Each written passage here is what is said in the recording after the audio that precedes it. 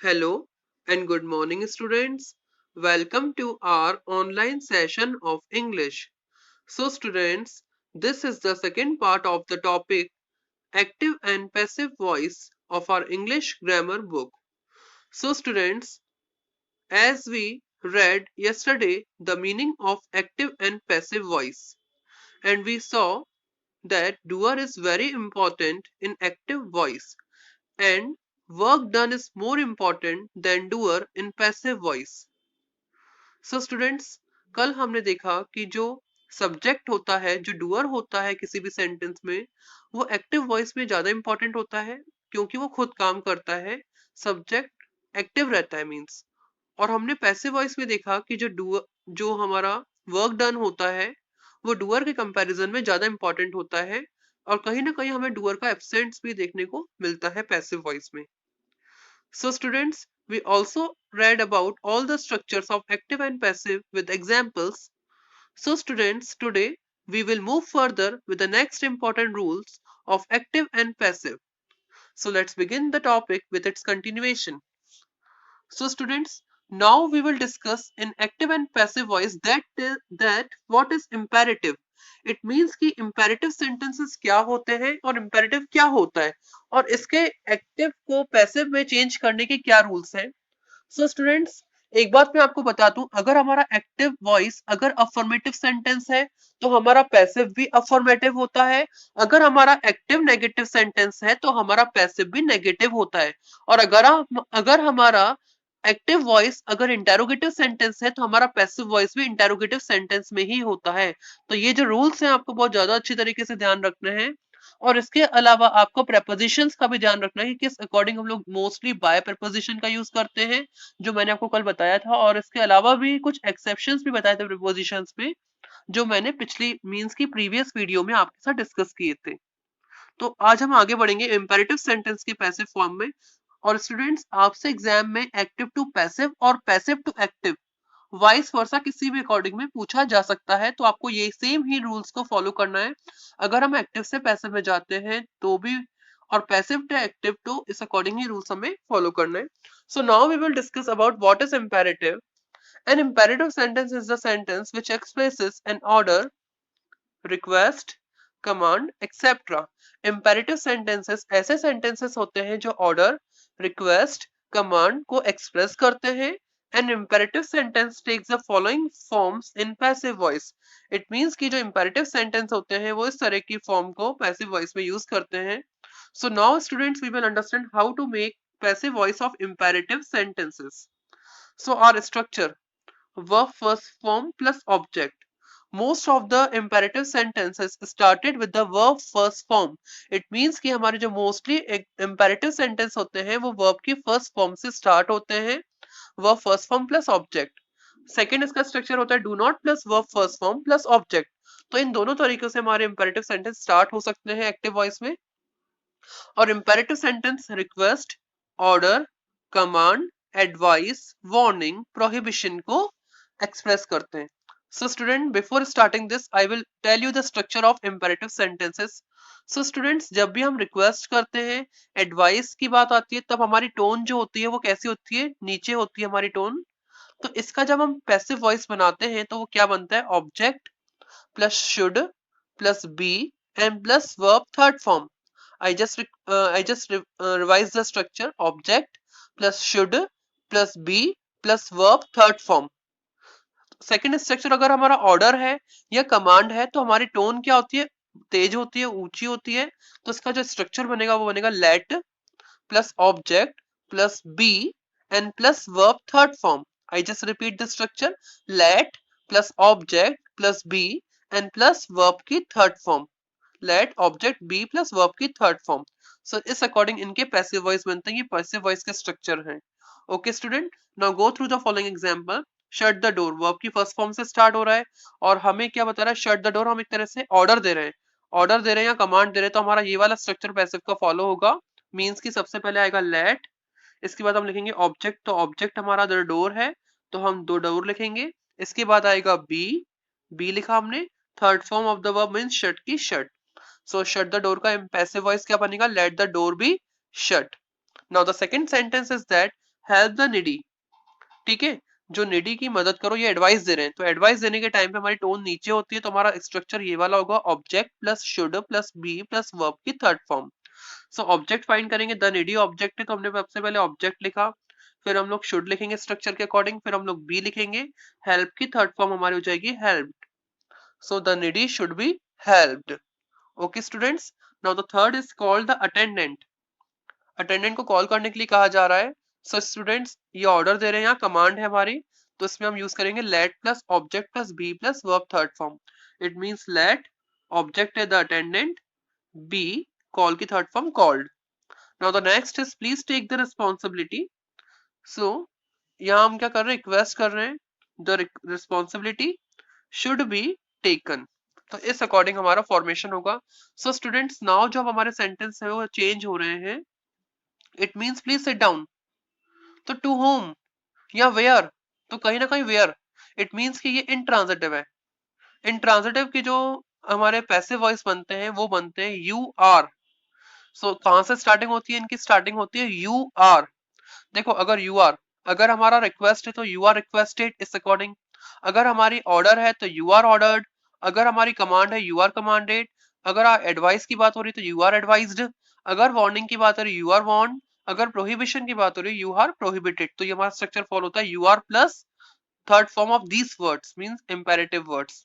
सो हमारा एग्जांपल है first, please sit down, तो इसका हमारा सिट डाउन बोल रहे हैं तो रिक्वेस्ट कर रहे हैं, तो इसका हमारा बनेगा you are requested, you are requested to के बाद जो भी हमारी सिट डाउन जो वर्ड्स है ये यूज होगा, you are requested to sit down, तो इसका हमारा आंसर क्या हो जाएगा, you are requested to sit down. Next example, kindly go. So kindly go का हमारा आंसर हो जाएगा आपका, काइंडली गो का आंसर हो जाएगा you are requested to go, you are requested to go. Now the next is do not smoke here. So you are warned not to smoke here, you are prohibited भी आ सकता है, not to smoke hair, तो इस according not ही लगाएंगे prohibition में, you are warned not to smoke here. Now the next is march ahead. So यहाँ हो जाएगा you are commanded to march ahead, you are commanded to march ahead. Student, shut the door वाले का example इससे भी बन सकता है, अगर ऑर्डर की बात हो रही है तो हम ऐसे भी बना सकते हैं शट द डोर वाले को, you are ordered to shut the door, तो ये भी हमारा गलत नहीं होगा, ये भी हमारा सही होगा बुक के अकॉर्डिंग। और अगर हम चाहें तो late the door be shut, इस अकॉर्डिंग भी हम इसे बना सकते हैं, तो दोनों ही तरीकों से इसे बनाया जा सकता है। तो ये थे हमारे इंपेरेटिव सेंटेंस को किस अकॉर्डिंग बनाया जाता है। ओके स्टूडेंट्स, आप चाहो तो वीडियो को पॉज करके राइट डाउन कर सकते हैं क्योंकि बहुत इंपॉर्टेंट है। So you can pause the video and write down all the things. Now we will move further with the next example. So यहाँ मैंने एक और एग्जांपल दिया, you go home now. So ये ऑर्डर दिया जा रहा है, so you are ordered to go home now, you are ordered to go home now, इस अकॉर्डिंग इसका पैसे बनेगा end the war please। so इसका क्या बनेगा, the war should be ended, the war should be ended। अभी हमने सारे रूल्स और स्ट्रक्चर डिस्कस कर चुके हैं। And the war please request कर रहे हैं, the war should be ended. Next है कीप द प्रॉमिस, द इसका आंसर क्या हो जाएगा, पैसिव क्या बनेगा, keep the promise, the promises should be kept, kept verb की थर्ड फॉर्म होती है, the promises should be kept, इस अकॉर्डिंग बनेगा ये। नाउ द फोर्थ इज, ये इंपॉर्टेंट एग्जांपल है, who killed the poor man. So students, इस sentence को बताने से पहले मैं आपको एक चीज बताऊंगा, जब भी आपके सेंटेंस में अगर आपका एक्टिव वॉइस में हु दिया हुआ है तो हु को हम रिप्लेस करते हैं बाय हुम के साथ। आपको ये बहुत अच्छे तरीके से ध्यान रखना है, हम लोग हु को कैसे रिप्लेस करते हैं, by whom, who is replaced by whom. अगर एक्टिव में आपका हु है तो इसका पैसिव में क्या हो जाएगा, बाय हुम हो जाएगा। ओके स्टूडेंट्स, ये ध्यान रखना। सो हु का क्या हो जाएगा, बाय हुम, बाय हुम, इसके बाद वर्ब आएगी वॉज, क्योंकि ये हमारा कौन सा सेंटेंस है, पास्ट, सिंपल पास्ट का एक्टिव है, तो सिंपल पास्ट के ही पैसिव वॉइस में चेंज होगा, तो वॉज आएगी हेल्पिंग वर्ब, इसके बाद ऑब्जेक्ट आएगा the poor man, the verb की third form killed. So I just speak the answer as that, by whom was the poor man killed। इसका एक्टिव वॉइस क्या था, who killed the poor man। सो इसका answer हो जाएगा by whom was the poor man killed। Students, आपको एक बात ये ध्यान रखनी है कि अगर मैं आपको सपोज करो पैसिव दे दूं डायरेक्ट, मैंने आपको सेंटेंस दे दिया question, by whom was the poor man killed, तो आपको इसका एक्टिव बनाना है। मैंने अगर आपको इस अकॉर्डिंग दे दिया तो आपका आंसर क्या हो जाएगा, who killed the poor man. तो एक्टिव में बाय हुम का एक्टिव में क्या हो जाएगा, हु हो जाएगा, who killed the poor man. Suppose आपको एग्जांपल आ जाए तो आप इस अकॉर्डिंग भी कर सकते हैं। फिफ्थ वाला क्वेश्चन है, who knows the truth, who knows the truth. Student यहाँ पर बाय नहीं आएगा, ये बात ध्यान रखना, क्योंकि मैंने आपको रिस्ट्रिक्शंस नो इनके साथ हमेशा प्रेपोजिशन कौन सा यूज करेंगे, हम लोग टू यूज करेंगे। तो सबसे पहले तो हम लिखेंगे टू हुम, बाय हुम नहीं होगा, यहाँ पे टू हुम होगा क्योंकि नो आ रहा है, इसलिए प्रेपोजिशन चेंज हो जाएगी। टू हुम प्रेजेंट इंडेफिनिट है तो प्रेजेंट इंडेफिनिट का ही पैसिव बनेगा। Is the truth known, know की third form. So who knows the truth का पैसिव क्या बनेगा, to whom is the truth known. Okay students, now we will move further with the next imperative sentences. अब और भी imperative sentences के structure दिए हुए हैं। अगर सजेशन और प्रपोजल की बात आती है, whenever we are talking about the suggestion and the proposal, so how can we change it to passive voice? So जब भी सजेशन और प्रपोजल की बात होती है तो इसका जो स्ट्रक्चर होता है सेंटेंसेस का वो क्या हो जाएगा। अगर एक्टिव वॉइस का स्ट्रक्चर बता देता हूं मैं सबसे पहले आपको, let plus object plus verb की first form, let plus object plus verb की फर्स्ट फॉर्म, प्लस ऑब्जेक्ट नहीं होगा, other words, let plus object plus verb की first form plus other words. So इसका पैसिव वॉइस का structure क्या बनेगा, let plus object plus be plus verb third form plus preposition, means by भी आ जाता है, जो भी आ सकता है, प्लस एजेंट मतलब subject. I just repeat the structure of the passive voice. Passive voice का स्ट्रक्चर मैं आपको रिपीट कर देता हूँ, let plus object plus be plus verb की third form plus preposition means by plus agent means subject. So make into passive voice. So हमें एक sentence दिया, let us solve the questions, let us solve the question, let plus object plus verb first form plus other words, ये active voice है। तो इसका जब मैं passive बनाऊंगा तो क्या होगा, सबसे पहले लेट आएगा, फिर ऑब्जेक्ट आएगा, ऑब्जेक्ट मतलब अदर वर्ड्स, लेट के बाद अदर वर्ड्स आएंगे, सेकंड वाला object, the questions, let the questions, इसके बाद आएगा बी, इसके बाद आएगा वर्ब की थर्ड फॉर्म सॉल्व्ड, इसके बाद बाय प्लस एजेंट मतलब सब्जेक्ट। मतलब देखो स्टूडेंट्स, लेट के बाद एक तरीके से मैं कह सकता हूँ पैसिव वॉइस में, लेट के बाद other words plus be plus verb की third form plus preposition plus agent, इस अकॉर्डिंग फॉलो होगा। Let plus other word passive का स्ट्रक्चर है, plus be plus verb third form plus preposition plus agent, तो इस according ये follow होगा। एक और सेंटेंस है इसका मैं बता देता हूँ, let him take the risk, ये एक्टिव है तो इसका पैसिव क्या होगा, तो पैसिव सुनिए, let the risk be taken by him, let the risk be taken by him. Okay students, now we will move further. अब हम आगे बढ़ेंगे, आगे और भी एग्जांपल्स हैं उनके साथ हम देखेंगे। नाउ स्टूडेंट्स, अब हम और कुछ एग्जांपल्स देखेंगे। जैसे एक बात आपको ध्यान रखनी है, जो वर्ब होती है, वर्ब को हम लोग एक्शन भी बोलते हैं। तो जो एक्शन होते हैं, जो वर्ब होती है वो टू टाइप्स की होती है, एक होती है ट्रांजिटिव वर्ब और एक होती है इंट्रांजिटिव वर्ब। तो ट्रांजिटिव वर्ब में जो ऑब्जेक्ट होता है और इंट्रांजिटिव वर्ब में ऑब्जेक्ट नहीं होता है, तो इस अकॉर्डिंग में इसका पैसिव वॉइस मतलब ट्रांजिटिव वर्ब्स का पैसिव वॉइस बनता है और इंट्रांजिटिव वर्ब का पैसिव वॉइस नहीं बनता है। तो जो वर्ब होती है वो टू टाइप्स की होती है, ट्रांजिटिव और इंट्रांजिटिव। तो ट्रांजिटिव में ऑब्जेक्ट होता है और इंट्रांजिटिव में ऑब्जेक्ट नहीं होता है। तो इसका जो पैसिव वॉइस है वो बनता है ट्रांजिटिव का, और इंट्रांजिटिव का पैसिव वॉइस नहीं बनता है। तो एक बात आपको ध्यान रखनी है, इसमें वर्ब, जो ट्रांजिटिव वर्ब होता है उसके एक्टिव के पैसिव में क्या होता है, वर्ब के पास व्हाट और whom के अकॉर्डिंग आंसर आता है। वर्ब का जो आंसर आता है व्हाट और whom के अकॉर्डिंग आता है। और इन ट्रांजिटिव में वर्ब के साथ वेयर आ जाए, हाउ आ जाए, व्हेन आ जाए, वेयर आ जाए, हाउ आ जाए और व्हेन आ जाए इन ट्रांजिटिव में। तो हम इसको एग्जांपल्स के थ्रू समझेंगे। जैसे फर्स्ट एग्जांपल है, सीमा हैड आइडेंटिफाइड द थीफ। तो सीमा ने थीफ को आइडेंटिफाई किया, मतलब थीफ, तो इसका थीफ मतलब आपका क्या है, किसको आइडेंटिफाई किया, मींस टू हुम। तो हुम आ रहा है, मतलब ये क्या है, ट्रांजिटिव वर्ब है, इसका पैसिव बन जाएगा द थीफ, इसका पैसिव क्या बनेगा, the thief had been identified by the Seema, the thief had been identified by Seema. Second, Ishani woke up at 7 a.m. 7 a.m. मतलब कब, when, तो इसका आंसर क्या आ रहा है, when के अकॉर्डिंग आ रहा है। तो when वाले में तो इसका पैसिव वॉइस नहीं बनेगा, क्योंकि इंट्रांजिटिव वर्ब है। हमने यहाँ देखा था वर्ब के साथ इंट्रांजिटिव आता तो नहीं बनेगा, वैन की बात हो रही है। Next, my friend went home, तो यहाँ आ रहा है कहाँ, कहाँ गया वो, होम। तो वेयर का क्वेश्चन बन रहा है, इट मींस कि ये वेयर आ रहा है तो इट इंट्रांजिटिव, इसका पैसिव वॉइस नहीं बनेगा। नेक्स्ट है हमारा, Zara answered beautifully means how, किस मैनर में दिए। तो जब भी हाउ की बात आ रही है मतलब ये इंट्रांजिटिव है, इसका भी पैसिव वॉइस नहीं बनेगा। तो ट्रांजिटिव का बनता है लेकिन इंट्रांजिटिव का नहीं बनता है। तो इस अकॉर्डिंग भी क्वेश्चंस आपसे पूछे जा सकते हैं।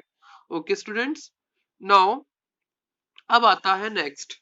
तो नेक्स्ट है to make passive form of modal. Modal का मतलब होता है auxiliary verbs. So following structure is followed for indefinite. तो इसका कुछ एक स्ट्रक्चर फॉलो किया जाता है, वो हम देखेंगे क्या होता है। तो सबसे पहले आता है सब्जेक्ट, फिर आते हैं मॉडल वर्ब्स। अब मॉडल वर्ब कोई भी हो सकती है, जैसे कैन, कुड, मतलब हेल्पिंग वर्ब। मॉडल मतलब helping verb, auxiliary verb, can, could, may, might, should, shall, can. Okay, इस according ought to, used to, ये सारे मॉडल ऑक्सिलरी वर्ब्स हैं, हम पढ़ चुके हैं लास्ट चैप्टर में। इसके बाद वर्ब की फर्स्ट फॉर्म आएगी, इसके बाद ऑब्जेक्ट आएगा एक्टिव का। जैसे एग्जांपल है you should work hard, so you should work hard. इस अकॉर्डिंग आपसे एग्जांपल पूछा जा सकता है। तो इसका पैसिव वॉइस का स्ट्रक्चर क्या बनेगा, object plus modal plus be plus verb की third form plus by plus subject. तो इस अकॉर्डिंग आपका स्ट्रक्चर बनेगा। ओके स्टूडेंट्स, सो स्टूडेंट्स आपको ये स्ट्रक्चर दिखाई दे रहा है, ऑब्जेक्ट के बाद मॉडल वर्ब आ रही है प्लस बी आ रहा है प्लस वर्ब की थर्ड फॉर्म आ रही है प्लस बाय आ रहा है प्लस सब्जेक्ट आ रहा है। तो इसके एग्जांपल मैं आपको आगे चल के डिस्कस करूंगा। एक और स्ट्रक्चर रहता है मॉडल वर्ब्स के लिए, सबसे पहले subject, then after modal verb, then after have plus verb की थर्ड फॉर्म प्लस ऑब्जेक्ट। इसका अगर हम, ये एक्टिव का स्ट्रक्चर होता है, अगर हम इसका पैसिव के स्ट्रक्चर में जाएंगे तो object plus modal verb, then have, then been, then verb third form, then by, and then subject. This is the passive structure. So I just give you the example that she should have passed the exam. She should have passed the exam. तो the exam object है तो ये पहले आ जाएगा the exam.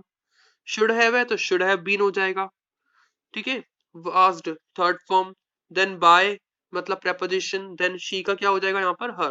तो इस according हम इसका पैसिव वॉइस बना सकते हैं इस अकॉर्डिंग में। अगर can होगा तो can be, शुड होगा तो शुड बी, मे होगा तो मे बी, माइट होगा तो माइट बी, इस अकॉर्डिंग। ऑट टू होगा तो ought to be, use to होगा तो यूज टू बी। लेकिन अगर शुड हैव होगा शुड हैव बीन हो जाएगा, कैन हैव होगा कैन हैव बीन हो जाएगा, कुड हैव होगा कुड हैव बीन हो जाएगा। इस अकॉर्डिंग हम मॉडल ऑक्सिलरीज का भी पैसिव वॉइस बना सकते हैं। Now we will see more examples of it. So एक एग्जांपल दिया हुआ है जैसे एक्टिव वॉइस में, I must help the poor. तो इसका पैसिव वॉइस क्या बनेगा, द पुअर पहले आ जाएगा, मस्ट है तो मस्ट भी हो गया, हेल्प की थर्ड फॉर्म हेल्प हो गई, बाय एंड मी का क्या हो गया, आई। एक और एग्जांपल है he can speak English. So English पहले आ गया, कैन का कैन भी हो गया, स्पीक की थर्ड फॉर्म स्पोकन हो गई, बाय आ जाएगा और ही का क्या हो गया, हिम। तो इस अकॉर्डिंग मॉडल ऑक्सिलरीज का भी हेल्प आपका ये पैसिव फॉर्म बनाया जा सकता है। Now we will move further with the next of it, verbs with two object. तो ऐसे ही वर्ब भी हो सकते हैं जिसमें दो ऑब्जेक्ट दिए हुए हैं। So read the sentences. She told me a story. In this sentences, there are two objects, me and story. Means कि दो object है, एक me भी object है और एक story भी object है. So when the active voice is changed to passive voice, और जब भी active voice को passive voice में change किया जाता है तो one of the object becomes a subject in the passive voice. एक तो इसमें से subject बन जाता है और दूसरा object का object ही रहता है। सो अगर हम इसका एग्जाम्पल देखें तो हमें एग्जाम्पल से समझ में आता है। For example, a story was told to me by her, ठीक है। तो इसका इस अकॉर्डिंग एग्जाम्पल दिया है, a story was told to me by her. जैसे मैंने एक एग्जाम्पल दिया, she gave me a book, she gave me a book, me भी ऑब्जेक्ट है और बुक भी ऑब्जेक्ट है। तो जब हम इसको चेंज करेंगे तो एक ऑब्जेक्ट तो वो आगे जाके सब्जेक्ट बनेगा, मतलब मी वाला, लिविंग वाला। तो आय आ गया यहाँ पे, ठीक है। फिर पास्ट इंडेफिनिट है तो वॉज आएगा, फिर गेव की थर्ड फॉर्म गिवन, फिर क्या दी, अ बुक, बाय और शी आगे चल के क्या बन गया, हर बन गया। इसको ऐसे भी बना सकते हैं। इसका एक तरीका और है, जैसे मैंने पहले मी से स्टार्ट किया, मैं चाहूँ तो अ बुक से भी स्टार्ट कर सकता हूँ। तो मैंने अब सेकंड सेंटेंस इसी वाले को अ बुक से स्टार्ट किया, अ बुक, वॉज आएगा, गिवन आएगा, टू किसको दी, टू मी, फिर बाय हर तो लास्ट में आएगा उसके अकॉर्डिंग। तो आप चाहो तो इसका पैसिव ऐसे भी बना सकते हो और ऐसे भी बना सकते हो, दोनों तरीकों से आप पैसिव वॉइस इसका फॉर्मेट कर सकते हो। सो इस अकॉर्डिंग ये वर्ब्स होते हैं जिसमें दो ऑब्जेक्ट होते हैं, तो इसके अकॉर्डिंग हम इसका पैसिव वॉइस बना सकते हैं। Okay students, so students, now we will discuss the further examples of active and passive voice. The first example, he was playing chess. The second example, the thief was arrested. The third example, the rulers restricted them. Fourth example, you must attend the lecture. For fifth example is that everyone must utilize this time. So students, एक बात आपको ध्यान रखना है कि मैं आपसे active to passive भी पूछ सकता हूँ और पैसिव टू एक्टिव भी पूछ सकता हूँ। वाइस वर्सा आपको चेंज करना आना चाहिए। जैसे आप एक्टिव टू पैसिव चेंज करते हैं, वही सीक्वेंस, वही स्ट्रक्चर पैसिव टू एक्टिव में चलता है। जैसे ही वॉज प्लेइंग चेस, अगर मैं इसका पैसिव बनाता हूँ, सो इसका पैसिव क्या बनेगा? Chess was being played by him. ठीक है, और अगर मैं आपको दे दूं chess was being played by him और मैं बोलूं उसका एक्टिव बनाओ, तो क्या हो जाएगा? He was playing chess. तो वाइस वर्सा आप लोगों को आना चाहिए कि किस अकॉर्डिंग हमें सेंटेंस फ्रेम करने हैं। तो अब मैं आपको इसके, आप चाहो तो इनको पॉज करके इनको सॉल्व कर सकते हो। अब मैं आपको इनके आंसर से एक बार गो थ्रू करवाता हूँ। सो फर्स्ट फर्स्ट हमने देख लिया था, chess was being played by him. तो पहले वाले का आंसर क्या हो गया? Chess was being played by him. Second, the police, देखो द पुलिस तो दिया नहीं था, लेकिन एक सिमिलर सूटेबल ऑब्जेक्ट पुलिस ही होगा क्योंकि थीफ को पुलिस के द्वारा अरेस्ट किया गया था। The police arrested the thief. The police arrested the thief. Now the third is they are restricted to the rules. देखो मैंने आपको नो, रिस्ट्रिक्ट, कन्फाइन इनके साथ सिखाया कि आपको टू प्रेपोजिशन का ही यूज करना है। Now the fourth is the lecture must be attended by you. The lecture must be attended by you. And the fifth is, fifth का क्वेश्चन देखेंगे। सबसे पहले क्वेश्चन है everyone must utilize the time. Everyone must utilize the time, तो इसका passive क्या बनेगा? The time must be utilized. The time must be utilized. अब everyone कहाँ चला गया? तो स्टूडेंट्स आपको एक बात ध्यान रखनी है, जब भी हम एक्टिव से पैसिव में चेंज करते हैं तो nobody, everybody, everyone, no one, someone, these are removed in the passive voice. ये सारे वर्ड्स पैसिव वॉइस में खत्म हो जाते हैं, मतलब रिमूव हो जाते हैं, इनका यूज नहीं करते हम लोग। By everyone, by no one, by someone, by nobody, by somebody, by everyone, by anyone, these words are removed in the passive voice when we change active to passive. So ये rule आपको याद रखना है। तो ये सारे examples और ये सारे रूल्स बहुत इंपॉर्टेंट हैं। स्टिल ये टॉपिक ही पूरा बहुत इंपॉर्टेंट है। So students, it is all about the active and passive voice. So thank you very much.